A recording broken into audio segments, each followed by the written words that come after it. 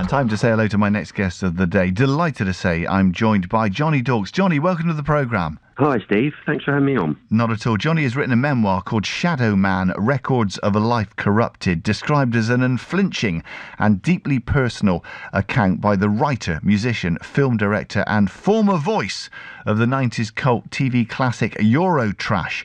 Let's talk a little bit about your early days, Johnny. You grew up in Didcot in Oxford with 8 siblings. That must have been chaotic.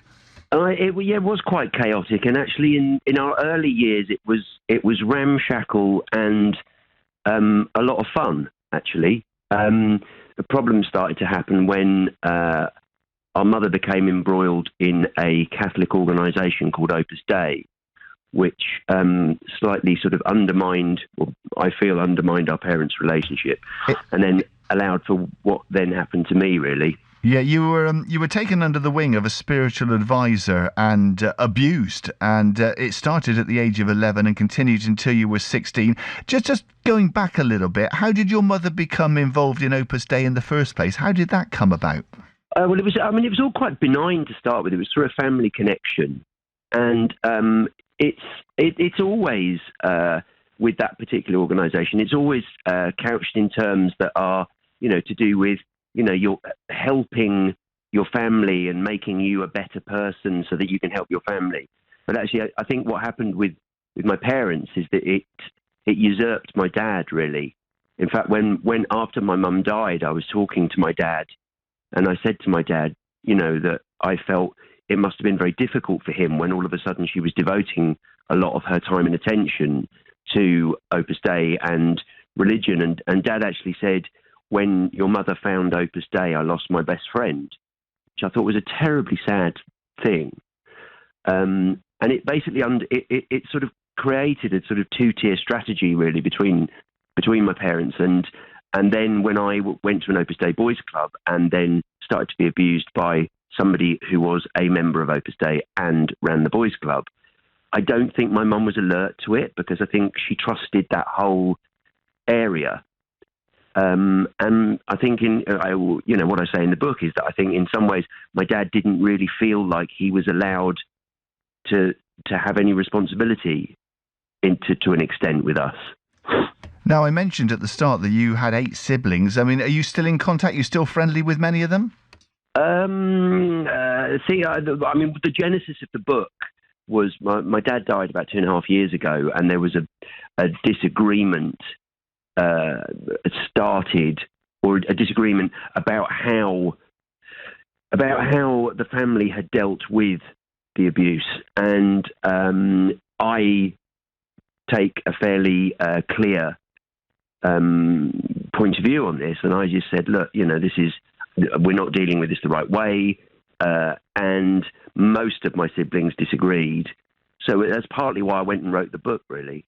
So it's created a schism. That sort of uncompromising and understandable attitude that you have has caused a schism in your family and has resulted in this book. You found solace in music. At 16, you were given your first guitar, and I know that music and songwriting became your passion.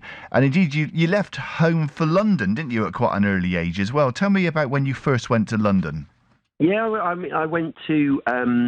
I had a couple of local jobs. I was like I say, I went to school in Oxford, actually, because it was the nearest Catholic school, and I didn't really spend very much time in Didcot. In fact, we used to refer to Didcot as Didcot change for Oxford, because that was about the only useful thing we could think about Didcot.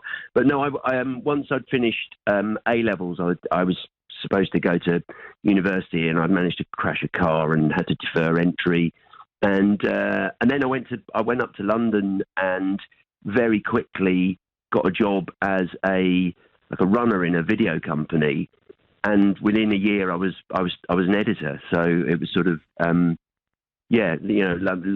I got back to London, I was born in London anyway. We moved out when I was 2, but I always felt a real affinity, and when I got back to London, I just felt like I was home again, really. Well, you joined the industry at exactly the right time, because you ultimately became an editor and a music video producer for MTV, and you worked on graphics at that point. It must have been an exciting time, though, because as a viewer, it seemed pretty exciting to be involved in the thick of it. What was it like? It was, yeah. I mean, it was a fun. a fun way to make a living, and it was all the time in parallel with that. I was writing music and getting better music equipment and building my own studio, and it was really just as I was getting to the point where I started directing commercials, I gave the whole thing up and started a band, which was quite late. I didn't actually start Finn, my band that sort of achieved a little notoriety, till I was about 27. Because I'd been, when I was 20, I started this career and started editing and then directing. But I knew, even as I was starting to get quite a lot of attention for directing work, I knew it wasn't what I wanted to do. And I was offered a really, really great opportunity as a director. And I sat with my girlfriend at the time, and I said, I don't want to do this. I want to start a band. And, to the great, I'm not sure it was great benefit to the listening public, she said, well, you better start a band then, so... If you don't mind, I just want to mention something else that you did earlier in your life, because you were editing on the programme Rapido, which people might remember, and you were asked to voice Eurotrash. Now, Eurotrash was an extraordinary programme, which was clips, not just from around Europe, but from around the world, of silly things, often a bit saucy, and featured in its early days Jean-Paul Gaultier, who is one of my favourite people. I love him. And what's the other chap called? Anton, I can never remember the Antoine Decaune. Decaune, who also is a very confident individual. And they worked so well together as a duo, and you used to voice a lot of the content. You worked on 16 series of that. Just tell me in a nutshell, Johnny, what was it like working on that programme? Well, I never really met them other than at the odd sort of, get together or whatever. But it was a lot of fun. It was quite anarchic. It was pretty much, in the early days, we'd sort of make a lot of stuff up, but then it became a lot more tightly controlled. I think if you watch the sort of early series, it was really quite random what we got away with. But yeah, it was fun. I mean, to be honest, it wasn't really. I don't really think about it particularly, because it was just something I did. It wasn't anything to do with my passion, which was music, and. It wasn't in terms of. I don't really mention it in the book, to be honest, because it's a bit of an aside. Really. And yet, although you're being dismissive of it, you became quite a popular voiceover actor, if I can use that phrase, for promos, for adverts, for cartoons. I mean, a lot of people would have loved to have done that sort of thing. Oh yeah, no, don't get me wrong. I'm not dismissive of it. It's just not really relevant to my story. It's not really. It wasn't anything to do with. I mean, obviously the subject of the book is what happened to me as a child, and the fact that I then wrote songs about it and songs, and then wrote comedy, and then wrote film, without actually knowing that I was writing about what had happened to me as a kid. And when I was doing Eurotrash, it was a sort of I don't know, it was just something that happened alongside my musical career or whatever, Yeah, you rediscovered some lyrics that you'd written for the band, and you realised that every song sort of referred in some way back to your abuse. Yeah, I mean, I would say I found a folder about a year and a half ago, 2 years ago, in my loft, and I put every single lyric I'd ever written in there. There were like 250 songs, and as I started to go through them, I discovered that almost half the songs were in some way referring, in some cases, quite explicitly to what had happened to me as a child. And I just literally had not realised as I was writing them. And they were almost as if I was unconsciously trying to send out messages to people about what had happened to me. It was a sort of, and at the same time trying to explain to myself something that was inexplicable, because when those things happen to you as a child, you just don't understand what's going on. And then you're left growing up with the memories of that. And I think what I did as a songwriter is I tried to start telling people maybe what had happened to me, but I didn't. But at the same time, I couldn't acknowledge it myself, if that makes any sense. Now, to coincide with the book, you've actually re-recorded 11 songs which were originally written between 84 and 98, and you've produced a record, Shadowman Records Remade. Why did you want to re-record them? I wanted to record it because while I was writing the book, at one point I picked up an acoustic guitar, and I hadn't really thought about a lot of these songs for years. And I picked up my acoustic guitar and I tried to play. Well, initially, I actually tried to play the song Shadowman. I wrote a song in 1992 called Shadowman, which is the clearest and most explicit description of what had happened to me. At the time, I thought I was writing from an intellectual point of view about abuse.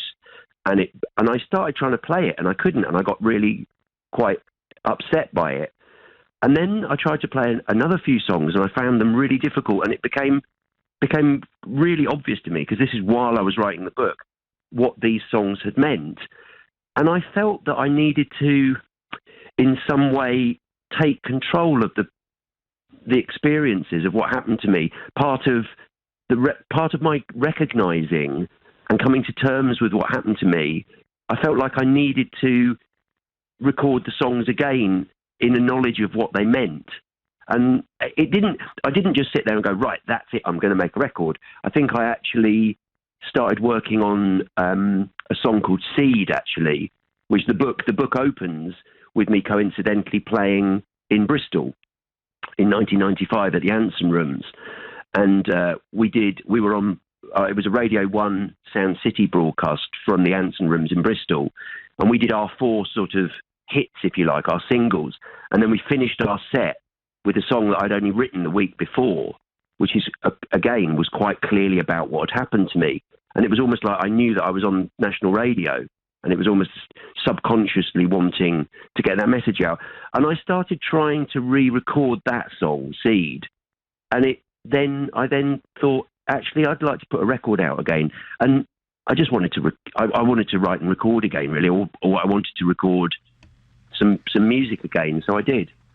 Well, the book is called Shadowman, Records of a Life Corrupted, described as an honest and compelling account of a stolen childhood and a family torn apart, and also a book about the power that music has to process and understand pain and ultimately to heal. Tell me, Johnny, why you decided to write it. Was it as a sort of form of cathartic process? There's definitely a degree of that. I mean, I started, I was actually talking to a friend about what had happened to me a couple of years ago.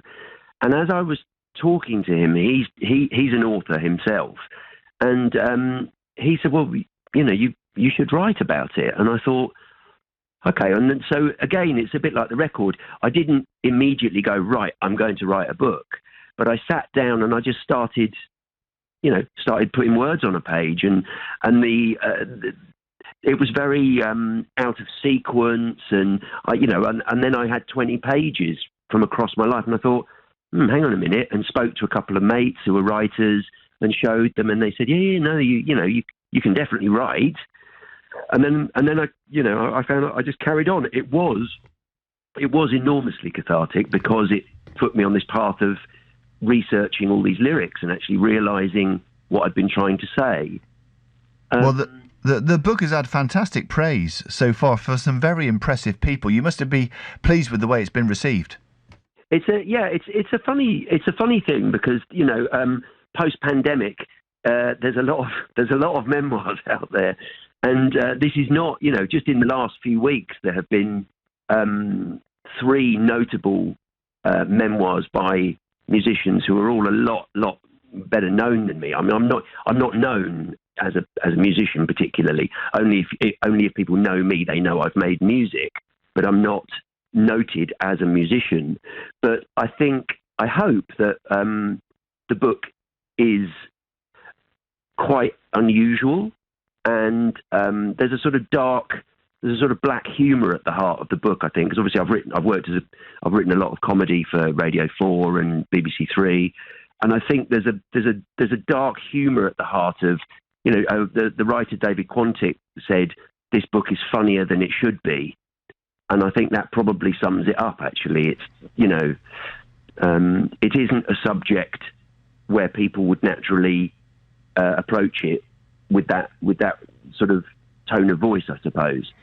Well, every success with it, Johnny. Thank you so much for joining me on the programme today. Pleasure, Steve. Thanks for having me on. Bye-bye. Speaking there to Johnny Daukes, which actually is spelled Daukes. His memoir, Shadowman, Records of a Life Corrupted, is newly published by Red Door Press. And we mentioned that Johnny has re-recorded several of his tunes which had lyrics about his abuse that he suffered as a child. Let's just hear a bit of one of them from the new album, which is actually called Shadowman Records Remade. Here's a bit of a track called Heaven is Hell.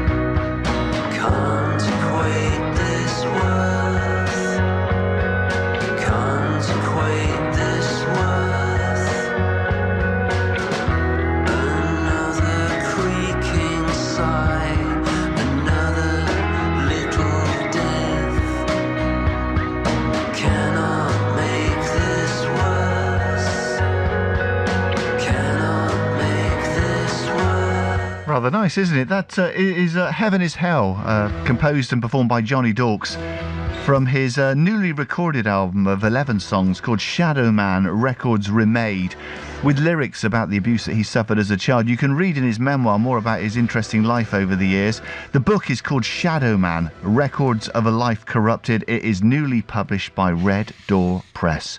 And now, in complete contrast,